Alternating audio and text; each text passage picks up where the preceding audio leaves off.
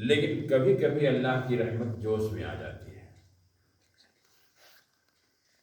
ایسے وقت سے اور ایسے وقت میں اگر کوئی اللہ سے کچھ طلب کر لے، اللہ سے کچھ مانگ لے، تو یقیناً وہ چیز اس کو نہ صرف مل جاتی ہے بلکہ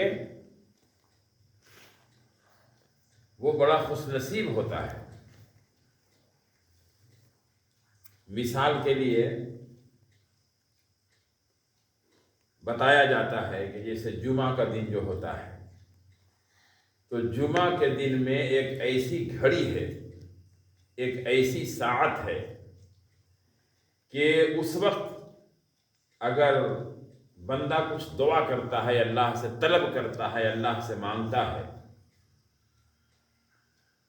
تو وہ دعا اس وقت قبول ہو جاتی ہے. باقی ہر وقت اللہ دعائیں قبول کرنے کو تیار ہے، لیکن کوئی اس کو مجبور نہیں کر سکتا ہے کہ ہماری دعا کو آپ نے قبول کیوں نہیں کیا. لیکن وہ گھڑی ایسی ہے کہ اس وقت میں انسان جو دعا کرتا ہے تو اللہ تعالیٰ اس دعا کو قبول کر ہی لیتے ہیں، اس بات کی گارنٹی ہے. اب وہ وقت کب ہے؟ ہر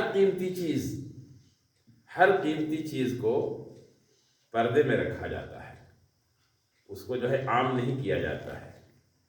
اگر پردے میں نہ رکھا جاتا اور وقت بتا دیا جاتا کہ 11 بجے دن میں اللہ تعالیٰ ہر بندے کی دعا کو قبول کر ہی لیتے ہیں، تو کیا ہوتا؟ صبح سے جو ہے 10 بجے تک سوتا آدمی، اور 11 بجے تیار ہو کر کے یا اللہ، ہے نا، اور پھر اس کے بعد جو ہے جمعہ کی نماز کے بعد پھر دن بھر آرام کرتا یا کام کرتا. تو قیمتی چیز کو اللہ نے جو ہے چھپا کے رکھا. جمعہ کا دن تو بتا دیا کہ جمعہ کا دن ہے، کہ اس دن اگر مانگو گے اس گھڑی میں تو وہ دعا قبول ہوگی ہی. اب وہ گھڑی کب ہے؟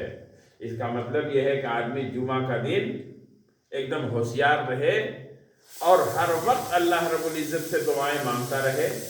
ہو سکتا ہے کہ اس گھڑی میں، اس ساعت میں، اس وقت میں ہماری دعا ٹکرا جائے اور اللہ ہماری اس دعا کو قبول فرما لے اور ہم خوش نصیب ہو جائیں. تو یہ چیز کبھی کبھی دکھانے کے لیے اللہ تعالیٰ جو ہے بندوں کو بھی جو ہے آزماتا ہے اور کسی بندے کو نوازتا بھی ہے. جیسے ابھی جو قصہ آیا کن کا؟ بہلول شاہ دانا کا. بہلول شاہ دانا کون تھے؟ ایک مجذوب تھے.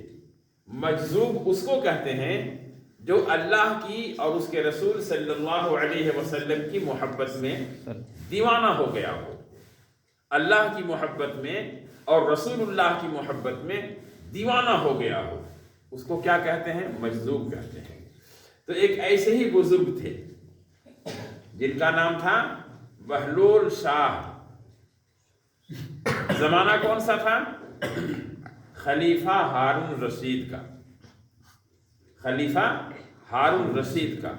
ہارون رشید اتنے بڑے بادشاہ تھے کہ یہ جو دنیا ہے آج جو ہے دنیا کے 200 دیش ہیں کم و بیش، ہے نا. جیسے ہندوستان ایک دیش ہے، پاکستان ایک دیش ہے، ایران ایک دیش ہے، عراق دیش ہے، سعودی عرب دیش ہے نا. اس طرح سے 200 لگ بھگ دیش ہیں. تو آدھی دنیا کا مالک ہونے کا مطلب یہ ہے کہ 100 دیشوں کے برابر زمین پر ان کی حکومت تھی. ان کی خلیفہ ہارون رشید کی. ان کی ایک ملکہ تھی. بیویاں تو بہت ہوتی تھی بادشاہوں کی، لیکن بہت سے مراد یہ ہے کہ بیک وقت 4 سے زیادہ نہیں رکھ سکتے تھے. باقی وہ کنیزیں رکھتے تھے، وہ دوسرا زمانہ تھا. بہرحال تو ملکہ تھی ان کا نام تھا زبیدہ، اور زبیدہ بڑی دیندار عورت تھی اور یقین کامل والی، یقین صادق والی، یقین تھا اللہ والوں کی بات پر ان کو، اور بادشاہ بھی نیک بادشاہ تھا، مگر اس درجے کا یقین نہیں تھا جس درجے کا یقین جو ہے زبیدہ کو تھا۔ یقین بڑا زبردست ان کا تھا۔ تو دونوں میاں بیوی، بادشاہ اور بادشاہ بیگم، یعنی خلیفہ ہارون رشید اور ان کی ملکہ زبیدہ بیگم، یہ دونوں صبح کے وقت میں تفریح کرنے کے لیے نکلے، چلے جا رہے ہیں، گھومتے ہوئے پھرتے ہوئے باتیں کرتے ہوئے آپس میں، میاں بیوی تھے ہی۔ ایک جگہ بہلول سعدانہ مل گئے، بہلول سعدانہ مل گئے جو ریت کے اوپر، ریت بالو کو کہتے ہیں، ریت کے اوپر ایسے ہی کچھ جو ہے نقشہ کھینچ رہے تھے، ایسا ویسا ایسا ویسا کچھ بنا رہے تھے۔ دیوانہ آدمی تھے، مگر وہ عام دیوانہ نہیں تھے، اللہ والے دیوانے تھے، رسول اللہ والے دیوانے تھے، ہے نا؟ تو کھینچ رہے تھے کچھ لکیریں۔ زبیدہ کی زبان سے نکل گیا کہ دانا صاحب کیا بنا رہے ہیں؟ بس ولی کی زبان سے کبھی کبھی کچھ ایسی باتیں نکل جاتی ہیں، اور اللہ کے حبیب صلی اللہ علیہ وسلم نے فرمایا، ایک حدیث ہے جس کو حدیث قدسی کہتے ہیں، اس حدیث کا مفہوم یہ ہے کہ اللہ کے حبیب نے فرمایا کہ اللہ نے فرمایا کہ میرا ولی اگر کسی بات پر قسم کھا لیتا ہے یا کسی بات کی عہد کر لیتا ہے تو اس کو پورا کرنا میری ذمہ داری ہے، اس کو پورا کرنا میری ذمہ داری ہے۔ بہرحال تو دانا صاحب کی زبان سے نکل گیا، بہلول سعدانہ کی زبان سے، جنت بنا رہا ہوں، خریدو گی؟ تو انہوں نے کہا جنت بنا رہے ہیں؟ ہاں جنت بنا رہا ہوں۔ اچھا تو کتنا میں بیچیے گا؟ کہا 10 درہم میں بیچ دیں گے۔ کتنا میں؟ 10 درہم میں بیچ دیں گے۔ اور فوراً انہوں نے پرس کھولا یا جو سامان تھا ان کے پاس اس زمانے کے اعتبار سے بٹوا کھولا اور 10 درہم دے دیا، لو 10 درہم بھائی۔ بہلول سعدانہ نے کہا جاؤ جنت تیری پکی۔ تو کبھی کبھی اللہ والے بھی جو ہیں جو کچھ کہہ دیتے ہیں اس کو اللہ پوری کر دیتا ہے۔ چلے گئے، آگے بڑھ گئے، تو خلیفہ ہارون رشید کہنے لگے تم بھی کیا عجیب بیوقوف عورت ہو۔ بہلول سعدانہ نے کہا جنت، اور تم نے 10 درہم دے دیا ان کو؟ ارے فقیر آدمی ہے، مجذوب آدمی ہے، درہم 2 درہم بہت تھا، اگر تم کو ان کی مدد ہی کرنی تھی تو 1-2 درہم دے دیتے، 10 درہم دے دیا۔ کہا دے تو دیا، لیکن آپ نے سنا نہیں کہ انہوں نے جنت دیا ہے ہم کو؟ ارے جنت دیا ہے، جنت دینا جو ہے سو زمین پر کہیں جنت ہے؟ تو بہت شک شبہ میں گویا کہ ان کی بات سے شک شبہ کا نکل رہا تھا پہلو۔ پھر کیا ہوا؟ رات میں سوئے میاں بیوی دونوں، سوئے تو خلیفہ ہارون رشید نے خواب دیکھا۔ خواب کیا دیکھتا ہے کہ نہایت ہی شاندار محل ہے، نہایت عالی شان بنگلہ ہے، اور کھڑکی کھلی ہوئی ہے، اور محل کا اندر کے پورے نقشے اور پورے منظر نظر آ رہے ہیں۔ وہ دودھ کا نہر بہہ رہا ہے، اور ایک طرف سے جو ہے شہد کا نہر چل رہا ہے، اور دوسری طرف سے پانی کا نہر ہے، کوثر و تسنیم کا نہر ہے۔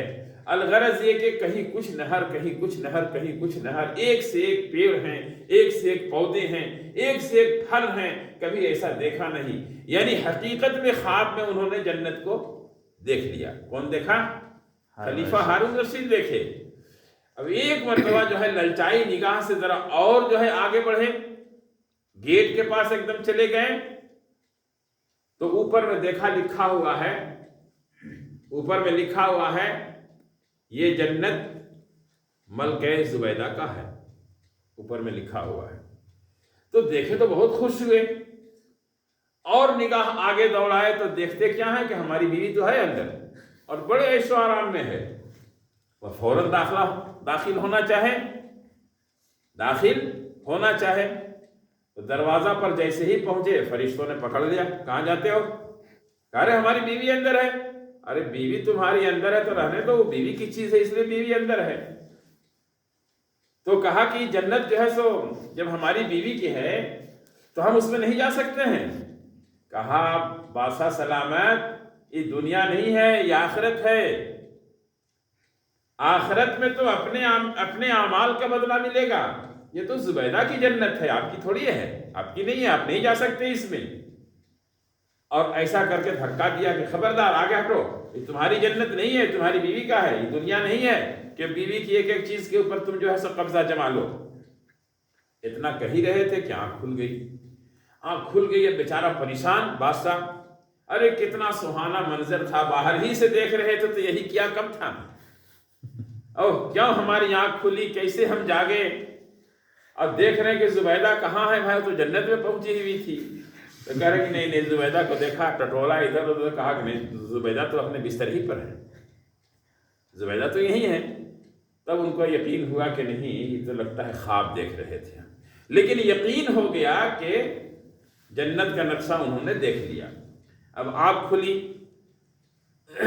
فجر کی نماز پڑھے صبح میں، اور دوڑے ہیں بہلول صاحب دانا کو ڈھونڈنے کے لیے، یہ کہاں ہیں؟ 10 درہم کی کوئی حیثیت ہے؟